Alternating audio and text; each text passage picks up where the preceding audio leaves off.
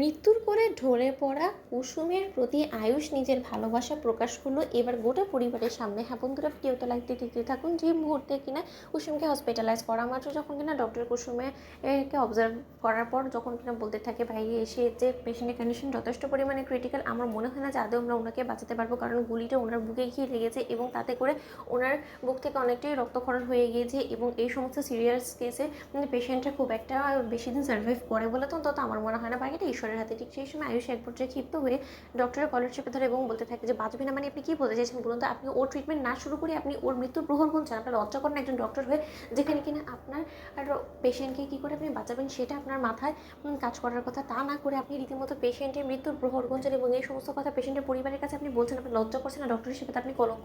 দেখুন, আপনার দ্বারা যদি না হয় তাহলে আপনি আমাকে ভালো ভালো বলে দিন, আমি অন্য হসপিটালে কুসুমকে হসপিটালাইজ করবো। কিন্তু তাই বলে আপনারা সময় লস করে যদি কুসুমের মৃতর দেহ নিয়ে আমাদের সামনে বের হন, তাহলে কিন্তু আপনার কপালে অশেষ দুঃখ হচ্ছে। কথাটা আপনি মাথায় রাখবেন। ঠিক সেই সময় ইন্দ্রাণী গাঙ্গুলি সিদ্ধার্থ যখন কিনা বলতে থাকে যে আয়ুষ থাম, এরকম পাগলামো করিস না, ডক্টরের কাজ করতে দে, তোর মাথা গরম। ডক্টর সাহেব আপনি একদম আয়ুষের ব্যবহারে কিছু মনে করবেন না, আসলে ওর মাথাটা গরম হয়ে রয়েছে। ঠিক সেই সময় এক পর্যায়ে ডক্টর যখন কিনা কুসুমকে ওটিতে নিয়ে যায় এবং কুসুমের ওটি শুরু করে দেয়, ঠিক সেই সময় ইন্দ্রাণী গাঙ্গুলি বলতে থাকে যে আয়ুষ শান্ত হো, মাথা গরম করে কী হবে বলো তো? এখন যদি ডক্টররা কুসুমকে হসপিটাল থেকে ডিসচার্জ দিয়ে দেয়, তাহলে ওকে অন্য কোন হসপিটালে নিয়ে তুমি যাবে বলো তো? এবং এমনটা তো নয় যে কুসুমকে অন্য হসপিটালে নিলে কুসুম বেঁচে যাবে বলো তো? কুসুমকে বাঁচানোর জন্য তো আমরাও ঠাকুরের কাছে প্রার্থনা করছি, তাই না? ঠিক সেই সময় আয়ুষ বলতে থাকে যে মা, সবসময় ঠাকুরের কাছে প্রার্থনা করাটাই যথেষ্ট নয়, ডক্টরকেও তো নিজের কাজটা করতে হবে, তাই আমি তাকে তার চোখে আঙুল দিয়ে তার কাজটা আমি শিখিয়ে দিচ্ছি। ঠিক সেই সময় ইন্দ্রাণী গাঙ্গুলি যখন বলতে থাকে যে আয়ুষের চোখের জল যে পরিমাণে আয়ুষ কাঁদছে, সেই সমস্ত কিছু দেখে আমার কেন জানি না মনে হচ্ছে যে কুসুমের প্রতি ওর একটা দুর্বলতা কাজ করছে এবং সেই দুর্বলতাটা কোনো মতে ভালোবাসার আকার ধারণ করেনি তো।